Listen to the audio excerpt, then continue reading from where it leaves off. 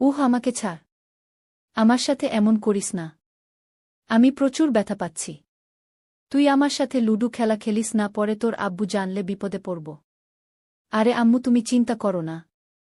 আব্বু কিছুই জানতে পারবে না। হ্যালো বন্ধুরা, আমার সাথে কথা বলতে চাইলে ডেসক্রিপশন বক্সে টেলিগ্রাম চ্যানেলের লিংক দেওয়া আছে। দীপ প্রায় রাতে জানালার পাশে বসে থাকে। বাইরে নিস্তব্ধতা, ভেতরে অদ্ভুত এক গুমট অনুভূতি। বাবা অরূপ সাহা একজন ব্যাংক কর্মকর্তা। জীবনের চাপে তিনি বাড়ির চেয়ে দপ্তরকে বেশি ভালোবাসেন। মাসে হয়তো একবার, তাও সামান্য কিছু সময়ের জন্য বাড়ি আসেন। সেই অল্প সময়েও তিনি কখনো মায়ের চোখে তাকান না। রত্না সাহা, দীপের মা, 40-এর কোঠায় হলেও আজও অসম্ভব রূপবতী। দীপ একা বড় হয়েছে মায়ের স্নেহে। মা তার জন্য সব করেছে, হাসি লুকিয়ে রেখে কাঁদেছে, তবু কখনো অভিযোগ করেননি। কিন্তু গত কয়েক মাস ধরে কিছু বদলে গেছে। মা আগের মতো নেই। দীপ লক্ষ্য করে, মা মাঝে মাঝেই আয়নার সামনে চুপ করে দাঁড়িয়ে থাকে। রাতের অন্ধকারে ফোনের আলোয় তার মুখে হালকা হাসি দেখা যায়। একদিন রাতে হঠাৎ করেই মায়ের ঘরের দরজা বন্ধ পাওয়া গেল, যদিও আগে কখনো এমন হতো না। দীপের সন্দেহ বাড়ে। সে বুঝতে পারে মা কিছু লুকাচ্ছেন। একদিন সন্ধ্যাবেলা দীপ বারান্দায় বসে বই পড়ছিল। হঠাৎ একটি কালো রঙের গাড়ি এসে থামে বাড়ির গেটের সামনে। জানালার ফাঁক দিয়ে দীপ দেখল, একজন মধ্যবয়সী ভদ্রলোক নেমে এলেন, গায়ে হালকা জিন্সের শার্ট, হাতে এক গুচ্ছ গোলাপ, চোখে সূর্যের চশমা। রত্না নিচে নামলেন, একটুও বিচলিত না হয়ে। তারা একে অপরের দিকে তাকালেন এমনভাবে, যেখানে স্পষ্ট এক চেনা অনুভবের ছাপ। লোকটি রত্নার হাতে গোলাপগুলো তুলে দিল, আর বলল, আজকে তোমাকে আগের চেয়েও সুন্দর লাগছে রত্নাগ। রত্নার ঠোঁটে এক অনুচ্চারিত হাসি। দীপ চোখের সামনে যেন সবকিছু কাঁপতে দেখে। সেই লোকটি বাড়ির ভেতরে ঢোকে এবং দরজাটি ধীরে ধীরে বন্ধ হয়ে যায়। দীপ স্তব্ধ হয়ে দাঁড়িয়ে থাকে। সে ভেতরে প্রবেশ করতে চায়, জানতে চায় কি ঘটছে তার জীবনের সবচেয়ে বিশ্বাসযোগ্য মানুষটির জীবনে। কিন্তু তার পা এগোয় না। ঘণ্টাখানেক পর সেই লোক বেরিয়ে যায়, হাত খালি, মুখে তৃপ্তির ছাপ। মা তখনও জানালায় দাঁড়িয়ে চুপচাপ তাকিয়ে আছেন অন্ধকারে। রাত গভীর হলে দীপ সাহস করে মায়ের ঘরের দরজায় নক করে। রত্না দরজা খুলে বলে, কিছু বলবি? দীপ জিজ্ঞাসা করে, এই মানুষটা কে ছিল মা? রত্না চমকে ওঠে, তারপর ধীরে ধীরে বলে, একজন পুরনো চেনা বন্ধুর থেকেও বেশি, কিন্তু প্রেমিক নয় গি। দীপ আর কিছু বলে না। কিন্তু সে বুঝে যায়, জীবন যতটা সে বুঝে এসেছিল, তার বাইরে মায়ের জীবনে আরেকটি অদৃশ্য জগৎ তৈরি হয়েছে।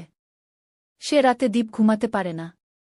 তার ভেতর থেকে একটাই প্রশ্ন উঠে আসে, আমার মা কি সত্যিই সুখী ছিলেন এতদিন? পরদিন সকালে রত্না খুব স্বাভাবিকভাবে নাশতা বানাচ্ছিলেন, যেন আগের রাতের কিছুই ঘটেনি। দীপ টেবিলে বসেছিল, কিন্তু চোখে চোখ রাখতে পারছিল না মায়ের। রত্না বলল, তুই ঠিকমতো ঘুমিয়েছিলি তো দীপ? দীপের গলায় একটা খটকটে কষ্ট জমে ওঠে। সে মাথা নাড়ে, কিছু বলে না। মায়ের মুখে সে খুঁজে ফিরছিল কোনো অনুশোচনা, কিন্তু সেখানে ছিল এক ধরনের স্থির শান্তি। সকালে কলেজে যাওয়ার সময় দীপ দেখল, মায়ের ফোনের স্ক্রিনে হোয়াটসঅ্যাপে একটি মেসেজ ভেসে উঠছে, তোমার গন্ধ এখনও গায়ে লেগে আছে, আরেকবার দেখা হবে তো? তৎক্ষণাৎ রত্না ফোন লুকিয়ে ফেলে। দীপ জানে না কি বলবে, রাগ, লজ্জা আর দুঃখের মাঝে যেন নিজের অস্তিত্বটাই হারিয়ে ফেলেছে।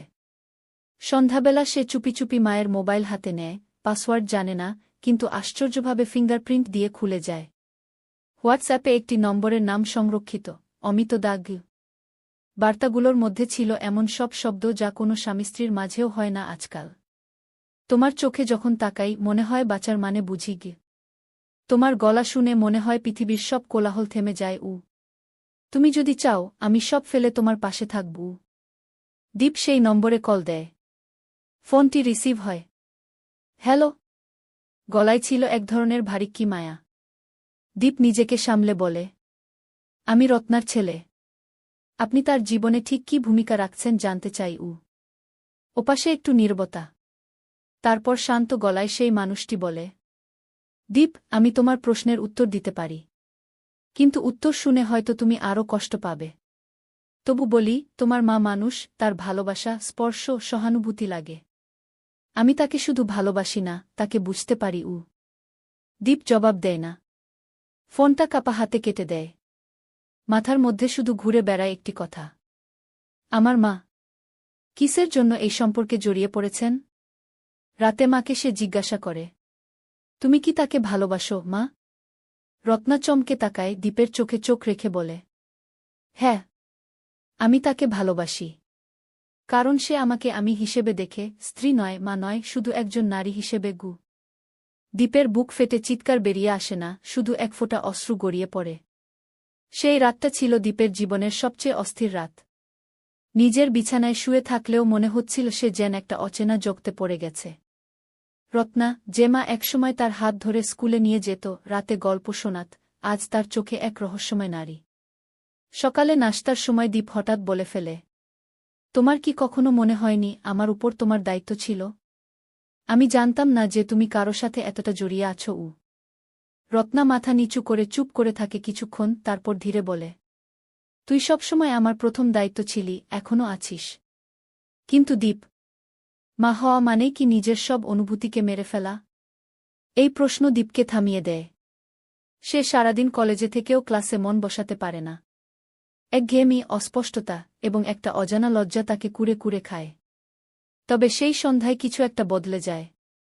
রত্না নিজের ঘরের দরজাটা খোলা রেখেই আয়নার সামনে দাঁড়িয়েছিল।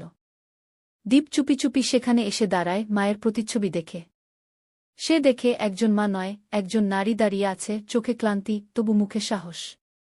তুমি কি আমাকে ক্ষমা করতে পারবে একদিন? রত্না ফিসফিস করে বলে। দীপ মৃদু স্বরে জিজ্ঞাসা করে, তুমি কি বাবাকে ভালোবাসো না আর?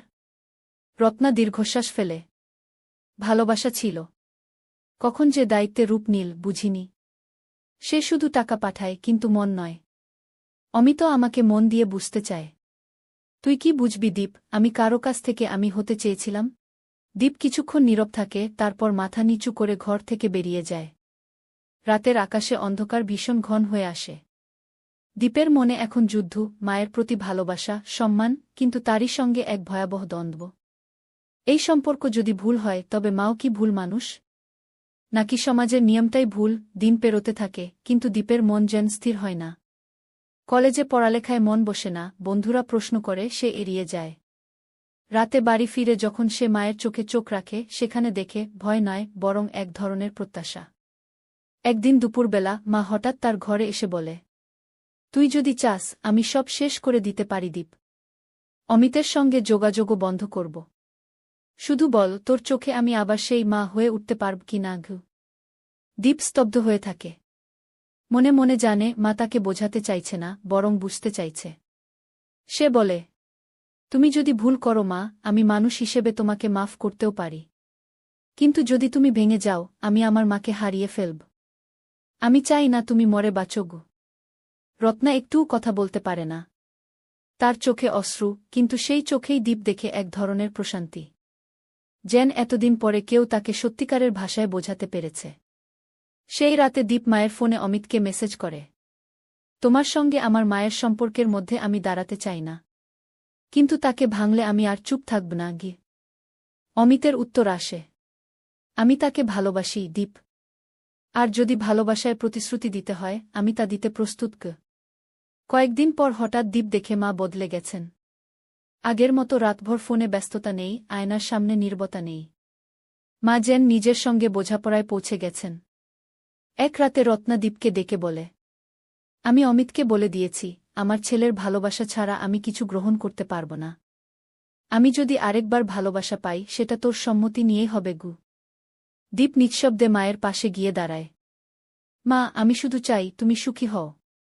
তবে সেটা যেন এমন না হয় যেটা আমাদের দুজনকে ভেঙে ফেলে। রত্না দীপকে জড়িয়ে ধরে। সেই প্রথম দীপ অনুভব করে, মা আর সে দুজনেই এক যুদ্ধ থেকে ফিরে এসেছে। কিন্তু সামনে আরও পথ বাকি। জুলাই মাসের মাঝামাঝি। বাতাসে ভারী ঋতুর গন্ধ। চারদিকে যেন অস্থিরতা জমে আছে, যেমনটি জমে আছে দীপের মনে। রত্না এখন আগের তুলনায় শান্ত। দীপ লক্ষ্য করে, মা আর রাতভর ফোনে কথা বলেন না, হাসেন কম, কিন্তু মুখে আছে এক ধরনের অদ্ভুত ভারসাম্য। অমিত এখন আর বাড়ি আসে না, শুধু মাঝে মধ্যে মেসেজ পাঠায়। এক রাতে খাবারের পর রত্না দীপকে ডেকে নিয়ে যায় ছাদে। রাতের আকাশে জ্যোৎস্না ছড়ানো। আজ তোকে একটা সত্যি বলি, রত্না বলল ধীরে, তুই জানিস, তোর বাবার সাথে আমার বিয়ে হয়েছিল পারিবারিক চাপে। ভালোবাসা ছিল না, শুধু দায়িত্ব ছিল। দীপ অবাক হয়ে শোনে। রত্না চোখ তুলে চাঁদের আলোয় নিজের মুখ দেখায় যেন। তোর জন্মের পর আমি নিজেকে মায়ের মতো ভাবতে শিখি। কিন্তু একজন নারী হিসেবে আমার নিজেকে কোনোদিন কেউ চায়নি। অমিত আমাকে বলেছিল, তুমি কারো মা নও, কারো স্ত্রীও নও, তুমি শুধু তুমি। আমি ওর সেই কথায় টলে গেছিলাম গো। দীপ দীর্ঘশ্বাস ফেলে। এই প্রথম সে মায়ের সেই দীর্ঘদিন চেপে রাখা যন্ত্রণার উৎস বোঝে। তুমি কি অমিতের সঙ্গে আবার কথা বলো মা? সে জিজ্ঞাসা করে।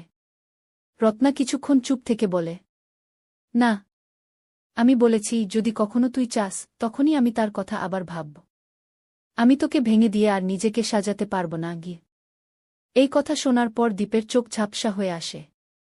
সে বলে, তুমি যদি নিজেকে ভালোবাসো, আমি বাধা হব না মা। কিন্তু আমি চাই তোমার ভালোবাসার মধ্যে যেন দায়িত্ব থাকে, পালিয়ে না যাওয়ার সাহস থাকে গু। রত্না হাসে। এতদিন পরে সে এমনভাবে হাসে যেন ভেতরের ভার একটু হালকা হয়েছে। এই প্রথম দীপ নিজেকে শুধু ছেলে নয়, একজন পূর্ণ মানুষ মনে করে। সে বুঝতে শুরু করে, ভালোবাসা মানেই অধিকার নয়, বোঝাপড়া, মাফ আর সম্মতির একটা মিশ্র সত্য। গরম একটা সন্ধ্যা। বাতাসে এক ধরনের অস্বস্তি। রত্না আর দীপের মাঝে দূরত্ব বেড়ে যাচ্ছে। প্রতিদিনের ছোট ছোট কথাবার্তা এখন ঝগড়ায় পরিণত হচ্ছে। দীপ মায়ের প্রতি আর আগের মতো বিশ্বাস রাখতে পারছে না। মায়ের চোখে মাঝে মাঝে একটা অজানা বিষাদ, আর মাঝে মাঝে সে যেন মায়ের কাছে অপরিচিত কেউ। একদিন দীপ রূপকথার